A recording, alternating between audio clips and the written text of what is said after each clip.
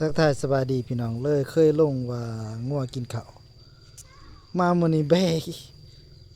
กินข้าวพี่น้องมาเบิ่งนี่โอ้บ้านนางลาวนี่ก็สมควรเด้อเลี้ยงงัวเลี้ยงแบเนี่ยเลี้ยงแบบปล่อยแบบสะสายบ่มีการรักษารักษาเอ้าฝากถึงเจ้าของแบเด้อพี่น้องอยู่บ้านนางลาวเมืองละครเพลงเด้อไผว่ามันบ่กินข้าวมาเบิ่งเอาพี่น้องมันกัดข้าวเด้อนี่แบกัดข้าวเด้อกินข้าวเด้อ เบิ้งนี่หัวสำนี้มันรอดหัวที่ว่าบอลงัวเต้นคามนี่แหละบอลมันเข่านี่แหละมือเบ้เขาพี่น้อง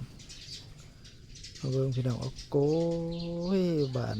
นางลาวนี่ก็สมควรพี่น้องทั้งงัวทั้งเบ้เด้อพี่น้องเด้อ